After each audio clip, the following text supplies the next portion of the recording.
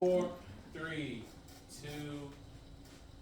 Welcome back to Spotlight Over the City, you guys. And guess what? We got our next plus one in the building. More lady power, girl power. So I'll let Wifey introduce this next spectacular young lady. Yes.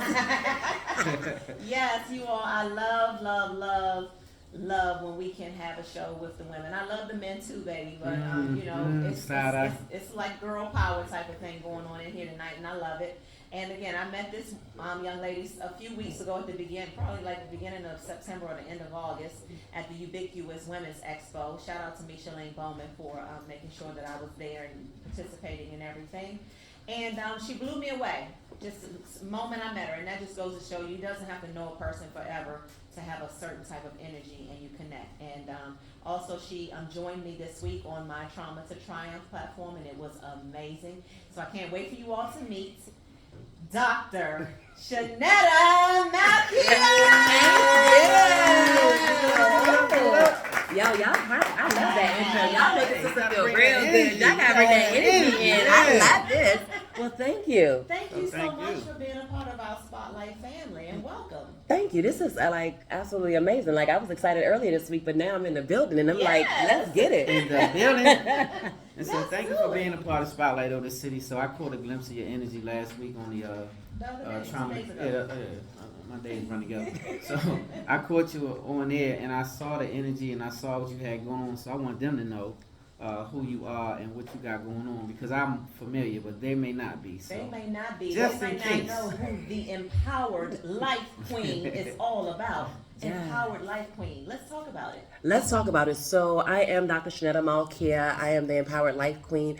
I received my my honorary PhDs in February this year. Yeah. And so, we can give it up for that, though. God blew my mind on that.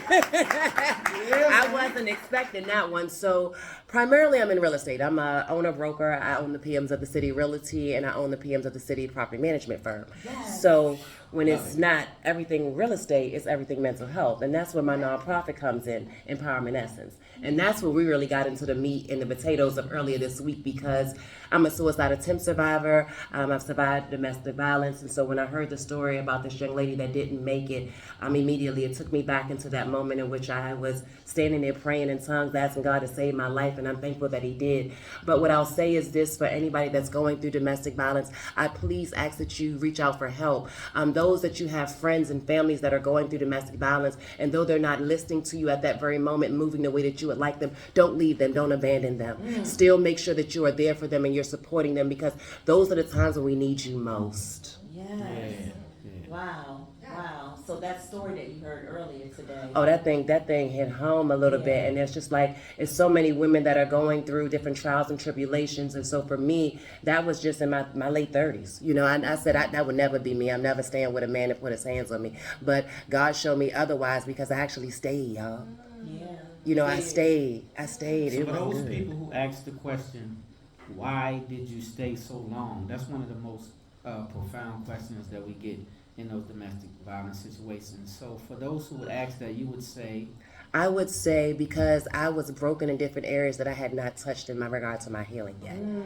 I was attracted to the brokenness in the gentleman that I was dating. And so what I further found out later on is that he was suffering from a mental illness. And so when we talk about mental health, you really got to check the individuals that you're dating, because you are getting involved with people that you really don't know. And I know that people think it's cute to hook up and go to bed real quick with people, but when you laying down with somebody, you laying down with their mental illnesses, you're laying down with their family traumas, you're laying down with a lot of things that you got to pause and say, wait a minute, let me get to know you and decide if I really am able to deal with this, because I thought I was ready and I was not ready. That is. You are sharp. I wasn't ready. You are sharp. But I'll tell you, I forgave him. That's the biggest part that I'll say in regard to domestic violence, going through all the counseling, is they don't really speak about forgiving the individual that assaulted you. I refuse to remain a victim and walk in unforgiveness, because I understand the power that it takes over me if I don't forgive that individual. So I've had to do that and release them so God could actually lift me up and take me to the next level, to be able to minister to everybody else that may be going through. Say that part again. Why is forgiveness important? Because you can't give them the power over you. And giving that forgiveness, I was able to look past my pain and already decide that I refuse to victimize myself over and over and over again by allowing that person to have power over me. So I decided to forgive that person. It's a work in process each and every day. I ask God, help me walk in forgiveness, help me walk in love, because it's not easy. Right. I like that. I love that. And so from being so broken and so, like we say, damaged, how do you go from the depths of that to the heights of real estate, motivating, and all of these things, and the energy that you display today? So it's a process. And when you're going through, so this is a process. I've now been a real estate broker for over 2 years. I've been in the property management industry for over 22 years. I started my brokerage in the property management firm in 2019 in the middle of COVID. So it's been a process. Going through suicide, my suicide attempt was in my mid-20s. I went through the process of losing individuals. I went through the process of friends leaving me. I went through the process of being judged. I went through the process of individuals always remembering my past. So how do you get to the level where you're able to stand on your own and say, I'm okay with me? I belong in the room regardless of my past. Well, the first thing you have to do is recognize that it's okay to not be okay, but I didn't have to be okay alone. Right. That's number one. That's the thing. Number two, I had to learn that I was not going to walk in shame, and you was not going to shame me because of my journey, because everybody got secrets and everybody going through something, and you're no better than me, you're no worse than me. But what I've decided to do is take my mask off and say that I was a broken mess.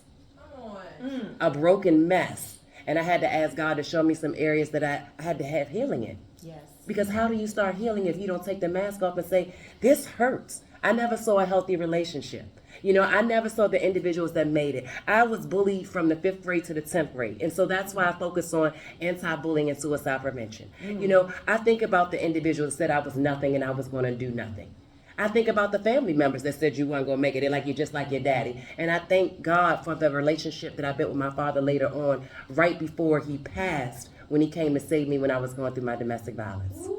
My daddy came to save me after we didn't have a relationship and he was incarcerated most of my life. Hey, God move funny style. Yo, God moved real funny. Then and then it allowed my mother to go through a healing because he was able to apologize to my mother because my father did this to my mother. So for his own daughter to go through it and for him to have to come down and see it and to intervene, I thank God for the allowing of healing, because those are the things that we need to go through sometimes that we don't understand. And it did not feel good. But today, I still sit here before you because God had bigger plans. Huge plan. Huge plan. So I would say to you that you are living proof that God is the truth. Oh yeah, he was the truth. I ain't had no therapist, y'all. I didn't have health insurance when I was going through this. And listen, when I went to that hospital, and I remember the police officer told me, and I will share this with you on your story earlier this week. The police officer asked me when I was in the hospital, do you think that what you're going through is enough for you to take your own life? And she didn't let me answer. She didn't. She said no. But see, for me, I thought it was because I was going through a relationship that I attached myself to somebody else. Because when you're broken and you don't know your identity and you don't know your purpose and you don't know your value, you will attach yourself to every and anything trying to hold on to something and to become something. And you really don't have to do that. See, because you're made in a certain demeanor for you to be able to accomplish the things and the purpose that God has called you to. And regardless of what it looks like, because my walk ain't been clean, I'm not perfect, I have still messed up today, I still got to ask God to help me each and every day. But what I can tell you is that I know what I'm not. And I know who God says that I am. Yes. And I know that I still got purpose. And I know that I still got vision. I know that I'm going to still touch lives. So I know that for Shenetta Malkia h.c, there's greater. And it's greater for you. Yes! This is tough. Yes, she is tough. Yes, she is. Before we let you go, I want to talk about what you've got coming up Saturday for this anti-bullying campaign. Let's talk about that and anything else you have coming up. Yes, so this Saturday is our 5th annual anti-bullying event, Bully Free Beautiful Me. This year it's called Bully Free Beautiful Me. Bully Free, the T is me, talented, educated, and authentic, because I need our young queens to understand, and this is for our queens 7 to 16, regardless of what they've called you, regardless of what they've said about you, regardless of how you look, regardless of what the school officials have given you and have not given you, I want you to know that you belong in the room. I want you to know that you're talented. I want you to know that you're educated. I want you to remain authentic, see, because you're going to look different and do things differently. And I want you to stay out of the box. I want you to stay on fire. And I want you to join me this Saturday at Dave & Buster's right here in Capitol Heights.